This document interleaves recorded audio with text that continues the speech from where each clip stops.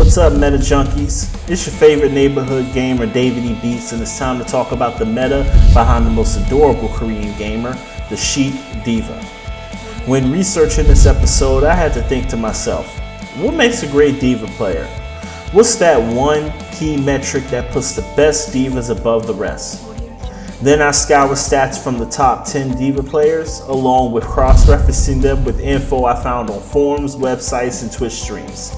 And not to sound like a Tony fucking Robbins here, but the difference is really small. I feel like I've identified the KPI of the top players employ that the rest do not. Now, time to jump into it. The KPI that I've seen that differs from the general community is the number of deaths and the percentage of mech recalls.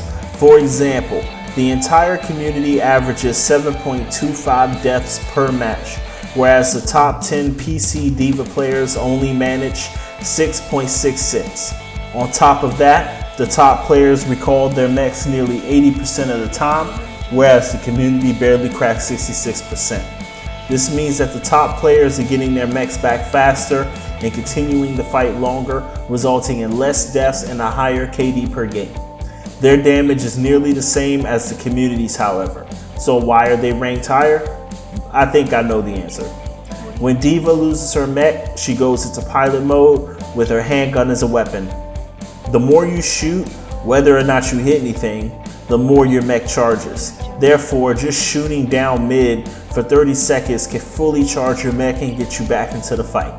This allows the top D.Vas to block slightly more damage than average, about 13,000 points average to the community's 10,000 point average, which we all know is the difference between taking the point and dying on it. Now that we got that out the way, let's talk about some strats that we can use to attain a low death rate and a high mech recall rate. On control the point maps and payload maps, D.Va is classified as a disruptor, meaning that she's good at getting in, fucking shit up, and getting out. Best way to handle D.Va is as a line stepper. For example, flying over shields, stepping onto the point, causing the enemies to turn, and then your team attacks from all sides. She's also very strong against static formations like Torbjorn, Reinhardt, and Bastion. Her defense matrix now lasts 4 seconds, so she can jump onto the point and take no damage, absorb a full Bastion clip, and then kill Bastion and fly out.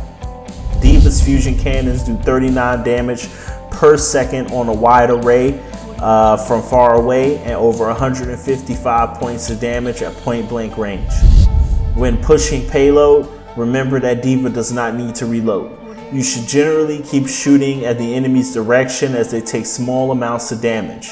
It will eventually start to add up and force them from just jumping directly onto the point.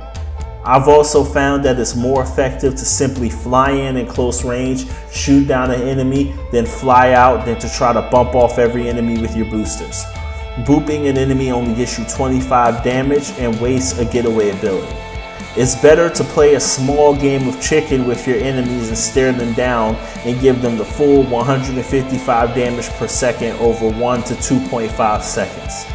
A good D.Va should get gold or silver damage, gold objective time, and silver or bronze blocking unless you're the only shield on the team, then you better get gold. A high body count is standard as well. So if you want to play better, just get the meta. Thanks for watching. Subscribe to get notified for our next video, which is updated daily, and also make sure to check out our playlist and this video right here as well.